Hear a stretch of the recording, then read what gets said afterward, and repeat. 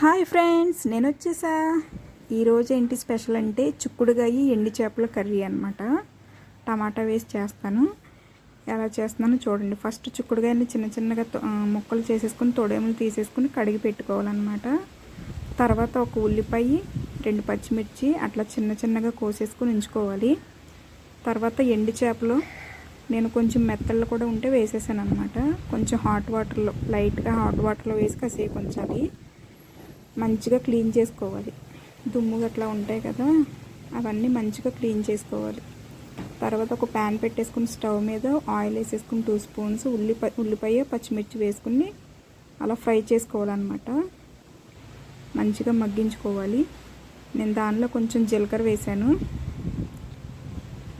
జీలకర్ర మంచిదే కాబట్టి అన్ని కర్రీస్లో కూడా వేసేసుకోవచ్చు. డైజెషన్ ప్రాబ్లం ఉండదు జీలకర్ర ఎక్కువ తింటే. చక్కగా అలా ఫ్రై చేసేసుకోవాలి ఆనియన్స్ను అవి. తర్వాత కొంచెం సాల్ట్ వేసుకున్నా, గల్లుప్పు ఉంటుంది కదా, అది వేసుకున్నాను కొంచెం. తర్వాత కొంచెం పసుపు వేసుకుందాం. మంచిగా ఫ్రై చేసేసుకోవాలి. ఆనియన్స్కి పట్టేలాగా పసుపు ఉప్పు కలిసిపోయేలాగా ఫ్రై చేసుకోవాలన్నమాట. అట్లా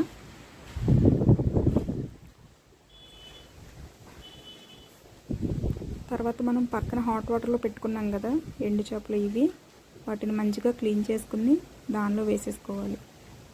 ఆనియన్స్లో వేసేసుకోవాలి. కొంచెం వాటిని కూడా లైట్గా ఫ్రై అవ్వనివ్వాలన్నమాట. వేసేసుకున్నాను నేను.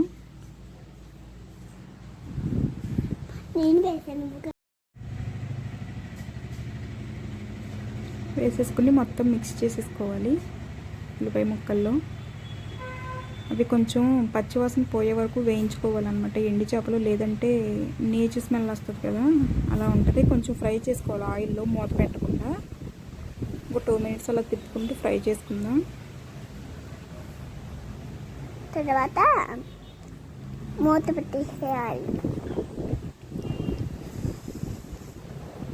అది వండి చక్కగా మగ్గిపోయాయి కదా.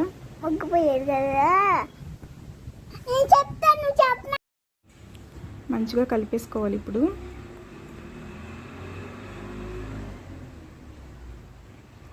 ఇప్పుడు మనం పక్కన కడిగి పెట్టుకున్నాం కదా చిక్కుడుకాయలు, అవి మొత్తం వేసేసుకోవాలి.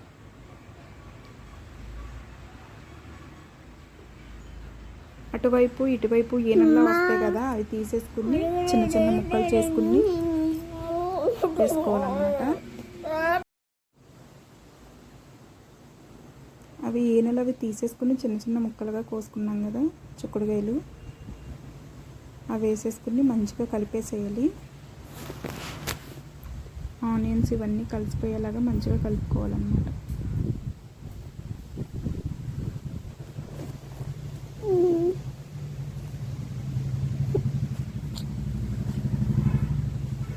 చూసారు కదా మగ్గిపోతున్నాయి.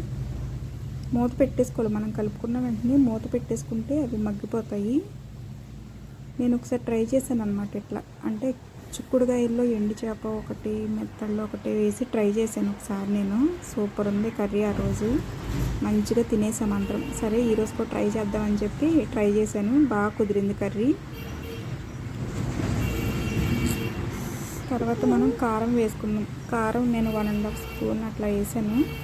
కొంచెం కొంచెంగా మీరు మీ టేస్ట్కి సరిపడా వేసుకోండి కారం. మేము ఎక్కువ కారం తినమన్నమాట, కొంచెం కొంచెం లైట్గా తింటాం కారం. మీ టేస్ట్కి ఎలా కావాలంటే సరిపడగా అలా కారం వేసేసుకోండి. మంచిగా కలిపేసుకోండి. అది కూడా కారం వేసేసుకున్నాక సాల్ట్ కూడా మీకు ఇందాక మనం కొంచెమే వేసాం కాబట్టి మళ్ళీ సాల్ట్ కూడా వేసుకోవచ్చు.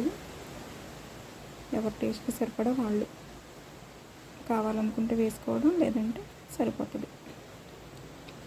వేసేసుకుని మనం మూత పెట్టేసుకుందాం. కాసేపు మగ్గనివ్వాలి. చిక్కుడుకాయ ముక్కలు అది మగ్గేటప్పుడు పచ్చివాసన వస్తాయి కదా, పచ్చివాసన పోయే వరకు మంచిగా మగ్గపెట్టుకోవాలన్నమాట. కారం వేయగానే నీళ్లు పోసామంటే పచ్చి స్మెల్ వచ్చేస్తాయి. నేను అందుకే కారం వేసాక కాసేపు మూత పెట్టి మగ్గబెట్టుకున్నాను అన్నమాట.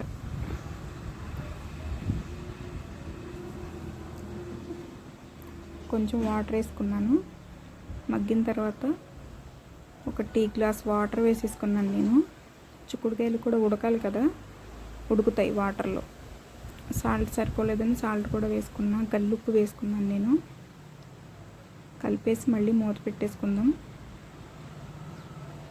మా హనీ పాప హోంవర్క్స్ అన్నమాట. ఇక్కడ రాయడానికి పాపం ఎంత ఏడుపు వచ్చేస్తుందో. 2 days హాలిడేస్ వచ్చాయని చెప్పి రేపు రాస్తా, సండే రాస్తా అనుకుంటా ఏడుపు అన్నమాట.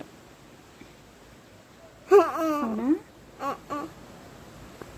తర్వాత టమాటా, ఒక పెద్ద సైజు టమాటా ఒకటి తీసుకుని టమాటా కూడా వేసుకున్నా. బాగుంటుంది, గుజ్జు గుజ్జుగా వస్తుంది అన్నమాట కర్రీ.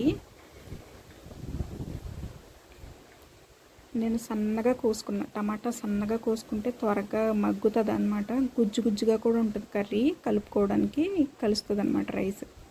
టమాటా వేసి మళ్ళీ కాసేపు మూత పెట్టేసుకుందాం.